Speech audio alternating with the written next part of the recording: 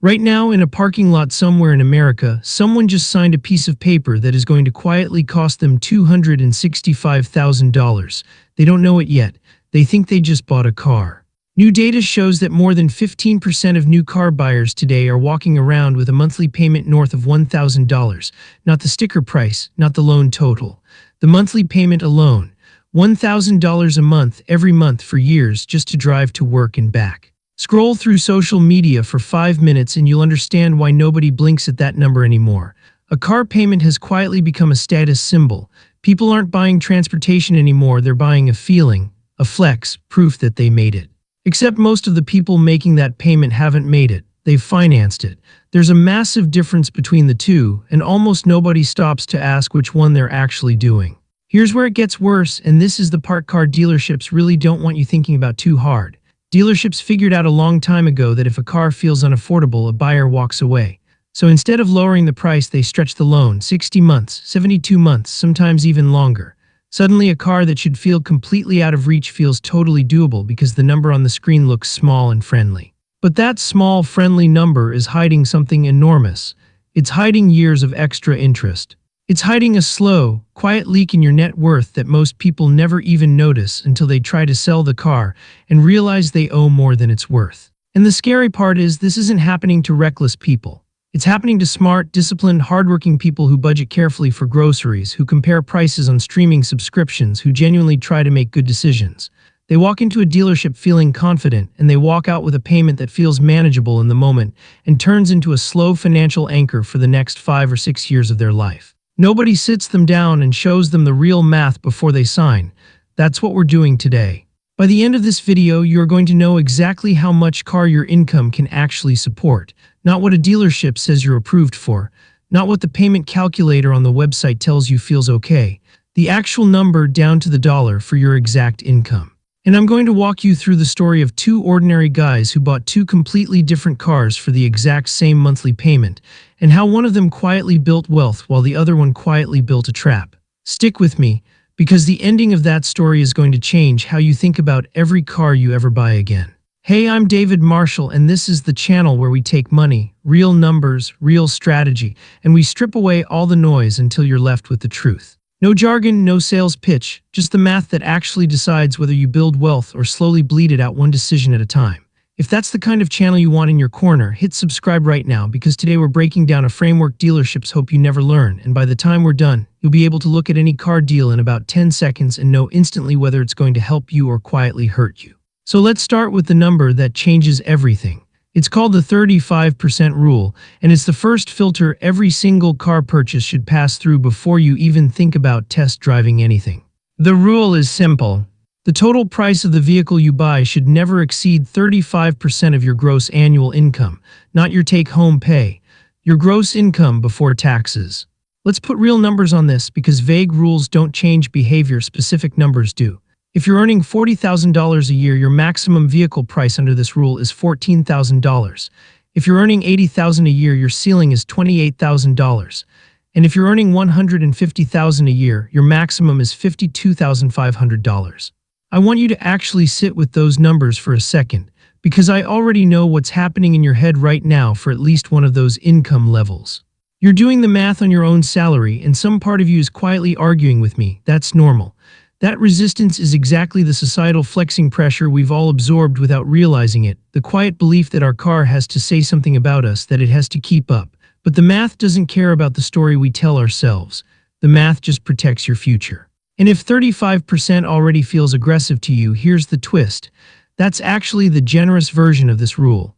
There's a more conservative version some financial planners use called the 25% rule, where you cap your vehicle spending at 25% of gross income instead. Under that version, someone earning $80,000 caps out at $20,000 for a vehicle, not $28,000. It's tighter, it's harder to hit if you're chasing something flashy, but if you're serious about building wealth quickly, that's the number that gets you there faster. The lower you can spend on a car, the better, and I'm going to repeat that phrase a few times today because it's the single most important sentence in this entire video. Now 35% or 25% tells you your ceiling on price, but price alone doesn't protect you. You can buy a car at exactly the right price and still destroy yourself financially with the wrong loan structure. Which brings us to the actual framework I use, the one that ties everything together. I call it the 2-4-10 rule, and once you understand it, you'll never look at a car deal the same way again. The 2-4-10 rule has 3 parts, and each one closes a different trap that dealerships are counting on you falling into. The first part is the 20. Put at least 20% down on any vehicle you finance. Here's why this number isn't random. A brand new vehicle loses roughly 20% of its value in the very first year you own it. It drives off the lot and starts bleeding value almost immediately. If you put nothing down or close to nothing, you are immediately underwater on that loan. That means you owe more on the car than the car is actually worth the moment you drive away. And an underwater loan is one of the most dangerous positions you can be in financially, because if life happens, if your car gets totaled, if you need to sell quickly, if your job situation changes, you're stuck writing a check just to get out from under a car you don't even drive anymore. 20% down protects you from that trap before it ever has a chance to close around you. The second part is the 4, finance for no more than 4 years, meaning 48 months. This is the one people fight me on the most because a shorter loan means a bigger monthly payment, and a bigger monthly payment feels scarier in the moment. But let's look at what that extra time actually costs you, because this is where the dealership's stretched loan terms quietly rob you. Say you're financing $30,000 for a vehicle. Finance that over 4 years and you'll pay somewhere around $2,529 in total interest. Now stretch that exact same $30,000 loan out to 6 years instead. Suddenly you're paying around $3,829 in interest. That's roughly $1,300 more gone for the exact same car just because the loan term got longer. And that's not even counting the fact that you're now attached to that loan for 2 extra years of your life, 2 extra years of risk, 2 extra years where that car keeps losing value while you're still paying it off. Don't fall for dealership tricks that stretch your loan. They don't stretch it to help you. They stretch it because a longer term means more interest paid to the lender, and often the dealership has a financial relationship with that lender too. The third part is the 10, and this is the one almost nobody calculates correctly because most people only think about the loan payment and forget everything else that comes with owning a car. Your total monthly transportation costs, meaning your loan payment, your insurance, and your maintenance, not even counting fuel, should stay below 10% of your gross monthly income. Let's run those same 3 incomes through this filter, because the numbers here might surprise you even more than the vehicle price did. On a $40,000 salary, your total transportation costs should stay under $333 a month. On $80,000 a year, that ceiling is $666 a month. And on $150,000 a year, you're looking at a cap of $1,250 a month. Remember, that's not just the loan payment. That's the loan payment plus insurance plus maintenance, all combined, staying under that line. This is exactly where most car budgets quietly fall apart. Someone runs the math on just the loan payment, feels good about it, and then insurance comes in higher than expected, and maintenance on a newer or flashier vehicle turns out to be more expensive too, and suddenly they're way past the 10% line without ever realizing it happened. Affordability isn't just about the sticker price divided by 60 months. It's the full picture, every single cost the vehicle brings into your life every month. Before we go any further, let's run a quick scoreboard check, because I want these numbers sitting in your head clearly before the next part of this story. At $40,000 a year, your vehicle price ceiling is $14,000, and your monthly transportation ceiling is $333. At $80,000 a year, your ceiling is $28,000 on price and $666 a month on transportation. And at $150,000 a year, you're looking at $52,500 on price and $1,250 a month on transportation. 3 income levels, 3 completely different ceilings, but the same underlying rule protecting every single one of them. Keep those numbers in mind because we're about to see exactly what happens when 2 people ignore the second part of that rule, the 4 and 2-4-10, and choose a longer loan term instead. Now I want to tell you about 2 guys because numbers on a screen are one thing, but watching this play out in real life is what actually makes it click. Jake and Derek worked at the same company, made roughly similar money, and both needed a car around the same time. Jake bought a Honda Civic. He financed it over 48 months, right in line with the 4 in our 2-4-10 rule, and his monthly payment came out to $550. Derek wanted something that felt like more of a statement. He bought a BMW. To make the payment work for his budget, he stretched the loan out to 72 months, and here's the part that should stop you in your tracks. Derek's monthly payment also came out to $550, the exact same number as Jake's. If you looked at their bank statements side by side, you'd think these 2 guys made an identical financial decision. Same payment, same monthly hit to their budget, same line item. But underneath that identical number, their financial realities were completely different, and getting more different with every month that passed. Jake was chipping away at his loan fast. Because his term was shorter, more of every single payment was going toward the actual balance instead of interest, which meant he was building equity in that car quickly. By the time Jake hit year 4, his loan was paid off completely. He owned that Civic outright. No payment, no debt, nothing hanging over him. From that point forward, $550 a month that used to go to a car payment could go anywhere Jake wanted it to go. Savings, investments, his future. Derek was still paying. For 2 more full years after Jake was debt-free, Derek was still writing that same $550 check every single month, except now the car was older, worth less, needing more maintenance, and Derek still didn't own it. Because his loan term was longer, a bigger chunk of every payment for years had been going straight to interest instead of actual ownership. He paid more in total interest over the life of that loan than Jake did, on top of staying in debt for 2 extra years on a depreciating asset. Same payment, wildly different outcome. That's amortization working against you in slow motion, and it's exactly the trap the 2-4-10 rule is built to protect you from. That story alone should be enough to make you think twice about loan length. But we're not done, because there's an even bigger decision hiding underneath all of this, and it's the one that separates people who accumulate real wealth from people who just look like they have money. Should you even finance a car at all, or should you pay cash if you can afford to? Here's the part most finance content skips over completely. Paying cash for a car isn't automatically the smart move because of something called opportunity cost of capital. Every dollar you spend on a depreciating asset is a dollar that stops being able to grow for you somewhere else. Let's say you have $20,000 sitting in cash, and you're deciding whether to pay for a car outright or finance it and invest that $20,000 instead.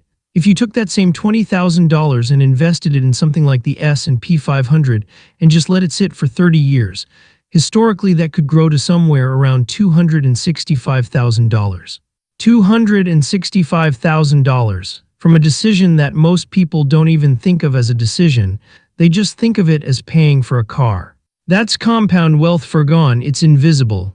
Nobody feels the $265,000 they didn't lose, because it was never really theirs to begin with in their mind. It was just money that could have grown quietly in the background for 3 decades while they lived their life. You don't get a notification telling you what your money could have become.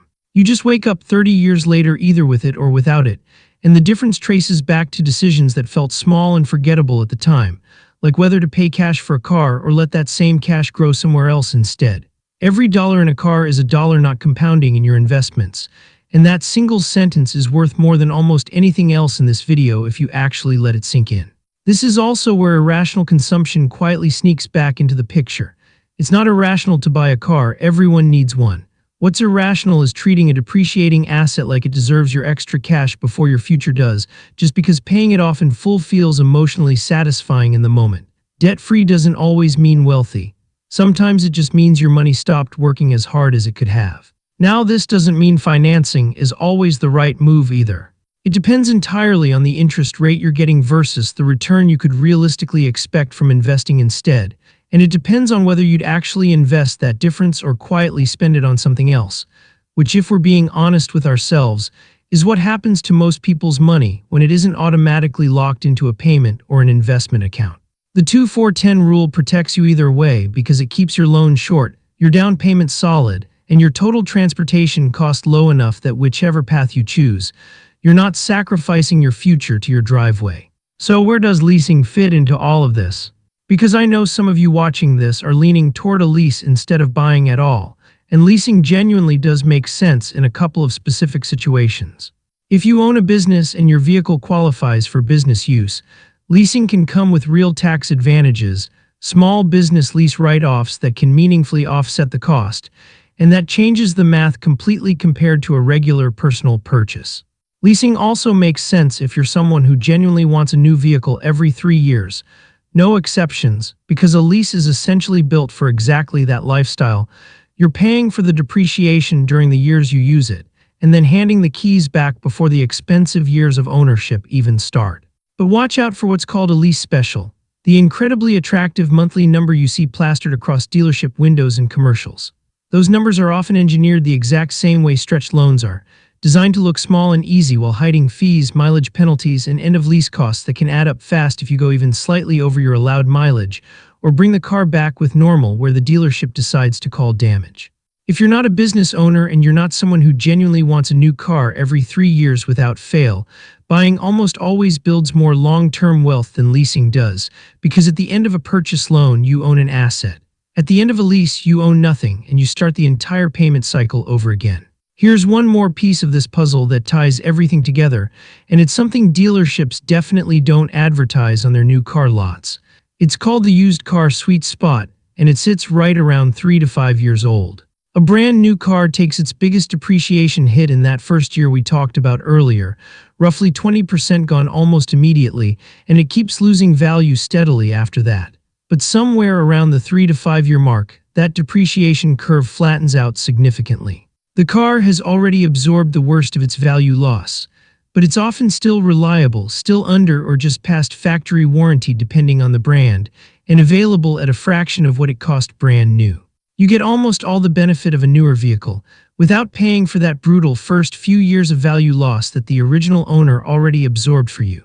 Combine a used car in that sweet spot with the 2-4-10 rule, and you have arguably the single most financially efficient way to own a vehicle in America today. Let's bring this all the way back together because I promised you a complete framework, and here it is laid out one final time so it actually sticks. First, check your ceiling using the 35% rule, or push yourself further with the more aggressive 25% version if you're serious about building wealth fast. Second, apply the 2-4-10 rule to any car you're seriously considering. 20% down so you're never underwater the moment you drive off the lot. 4 years or less on your financing term so you're not quietly handing over an extra $1,300 or more in interest for nothing. And 10% of your gross monthly income as the hard ceiling on your total transportation costs, loan, insurance, and maintenance combined. Remember Jake and Derek? Same payment, $550 a month, completely different outcomes because one of them respected the 4 and the 2-4-10 rule and one of them didn't. Remember that $20,000 sitting quietly for 30 years becoming $265,000 because every dollar that isn't tied up in a depreciating asset gets a chance to compound instead. And remember that the lower you can spend on a car, the better, every single time, because your car is not the thing that's supposed to build your wealth. It's the thing that's supposed to get out of the way so everything else in your financial life actually can. This is how dealerships make money.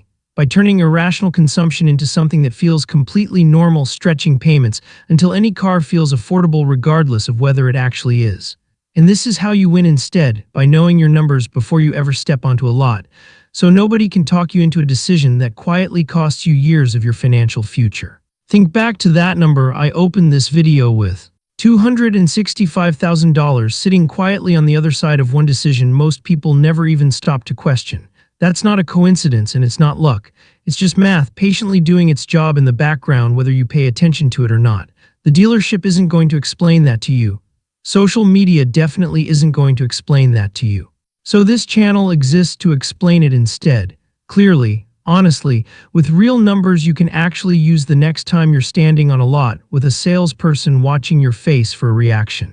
If this video just changed how you're going to think about your next car purchase, that's exactly what this channel is here for. Hit subscribe because we're going to keep breaking down the financial decisions that actually move the needle, the ones nobody explains to you clearly until it's already too late. I'm David Marshall, I'll see you in the next one, and until then, protect that down payment, keep that loan short, and let your money do the heavy lifting instead of your driveway.